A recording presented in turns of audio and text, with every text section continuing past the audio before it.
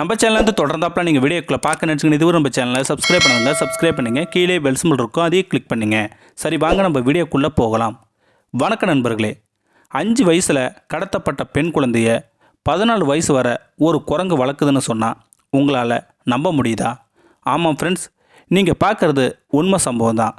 நாம் கேள்விப்பட்டிருப்போம், ஓநாய்களால் வளர்க்கப்பட்ட மவுக்களை குறித்து நாம் கேள்விப்பட்டிருப்போம்.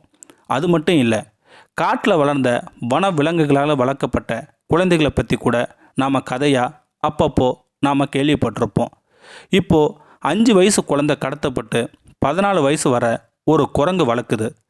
கடத்தப்பட்ட குழந்தை எப்படி ஒரு குரங்கு கிட்ட போனது? இது ஒரு மர்மமாகவே இருக்குது இல்லையா? இப்போது அந்த 5 வயசு பெண் குழந்தையை பற்றி முழுமையாக இப்போ நாம் பார்க்க போகிறோம். இந்த வீடியோவை ஸ்கிப் பண்ணாமல் பாருங்கள். அப்படியே நம்மளுடைய சேனலுக்கு லைக் பண்ணுறதை மட்டும் மறந்துடாதீங்க.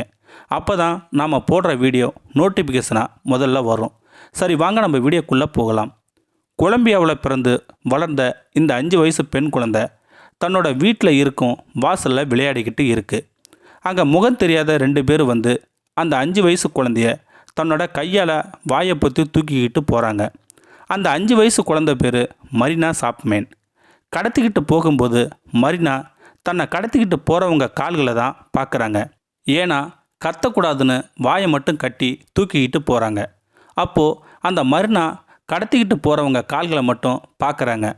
ஒருவருடைய கால்கள் வெள்ளையாகவும் இன்னொருடைய கால் கருப்பாகவும் இருந்தது. இதை தவிர வேறு எதையுமே பார்க்கல மரினா. இருந்தாலும் மரினாவை கடத்தியவர்கள் வீட்டிலிருந்து வெகு தூரமாக கூட்டிக்கிட்டு போய் காட்டுக்குள்ளே விட்டுட்டு போகிறாங்க. மரினாவுக்கு ஒன்றுமே புரியல. தன்னை ஏன் கடத்தினாங்க, கடத்திக்கிட்டு வந்து நடு காட்டுக்குள்ளே விட்டுட்டு ஏன் போகிறாங்க அப்படின்னு ஒன்றும் புரியாத மாதிரி திகைச்சு போய் பார்க்குறாங்க. அடர்ந்த காட்டுக்குள்ளே விட்டுட்டு ஏன் போகிறீங்க?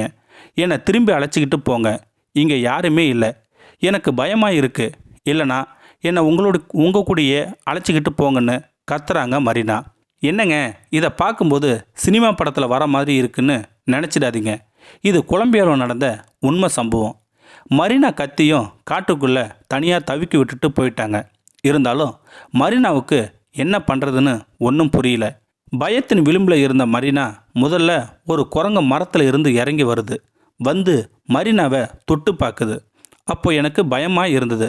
இன்னும் கொஞ்சம் நேரத்தில் இன்னும் சில குரங்குகள் வந்து தொட்டு பார்த்து என்னை தனியாக விட்டுட்டு ஒன்றா போச்சு. எனக்கு கொஞ்சம் பயமாக இருந்தாலும் எனக்கு ஆறுதலாகவும் இருந்தது. ஆனாலும் மனசுக்குள்ளே பயம் மட்டும் அதிகரிச்சுக்கிட்டே தான் இருந்தது. மரினா தன்னை காப்பாற்ற இந்த அடர்ந்த காட்டுக்குள்ளே யாருமே வரப்போவதில்லை. தன்னாலையும் தனியாக தப்பிச்சு உயிர் பொழைச்சி போகவும் முடியாதுன்னு நினச்சிக்கிட்டாங்க. இனி என்னுடைய வாழ்க்கை இங்கே தான் எனக்கு அப்பட்டமாக தெரிஞ்சுது. இருந்தாலும் அந்த குரங்குகள் பின்னாடியே நான் போனேன். குரங்கு செய்யும் வினோதத்தை பார்த்து அது மாதிரியே பண்ண ஆரம்பித்தேன்.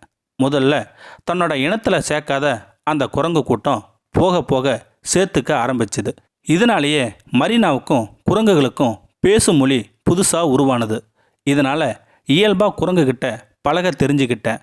அது மட்டும் இல்லை, காட்டுக்குள்ளே இருக்கும் விலங்குகிட்டையும் சேர்ந்துக்கிட்டேன். இதனால் எனக்கு காட்டுக்குள்ளே பயமே இல்லாமல் இருந்தது. என்னை தாயின் பாசத்தை காமிச்சது காபூசின் வகை குரங்கு தான். நாம் எப்படி ஒரு விலங்குகிட்ட ஒரு அன்பை காட்டுறோமோ அதை விட பல மடங்கு விலங்குகள் நமக்கு அன்பை காட்டுங்கிறத நான் புரிஞ்சுக்கிட்டேன். அது மட்டும் இல்லை, மரினாவை 5 வயசுலேருந்து 14 வயசு வரை இப்படி தான் வாழ்ந்ததுன்னு லேடிபிள் என்ற இணையதளத்தில் பேட்டி கொடுத்துருந்தாங்க. எனக்கு 14 வயசு இருக்கும்போது தான் எங்கள் வீட்டுக்கு பக்கத்து வீட்டுக்காரரு மீட்டார்னு. அது மட்டும் இல்லை, ஒரு பொண்ணு தான் என்னை தத்தெடுத்து வளர்த்தாங்க. ஆனால் என்னை கடத்தப்பட்ட காரணம் மட்டும் மர்மமாகவே இருக்குதுன்னு சொன்னாங்க. இப்போ எனக்கு திருமணமாகி 2 குழந்தைகளுடன் சந்தோஷமாகவும் பாதுகாப்பாகவும் இருக்கேன் மன நிகழ்ச்சியோடு சொன்னாங்க மரினா. எனக்கு நடந்த சம்பவத்தை பற்றி ஒரு புத்தகமாக வெளியிட்டிருக்கேன். அது மட்டும் இல்லை, the girl with no name என்ற பெயரில் வெளியிட்டிருக்குன்னு சொன்னாங்க மரினா. இந்த வீடியோ உங்களுக்கு பிடிச்சிருந்தா கமெண்ட் பாக்ஸில் கமெண்ட் பண்ணுங்கள், கூட உங்கள் ஃப்ரெண்ட்ஸுக்கு ஷேர் பண்ணுங்கள். இதுவரை நம்ம சேனலை சப்ஸ்கிரைப் பண்ணுங்கள். கீழே பெல் சிம்பல் இருக்கும், அதையும் கிளிக் பண்ணுங்கள். தேங்க்யூ ஃபார் வாட்சிங்.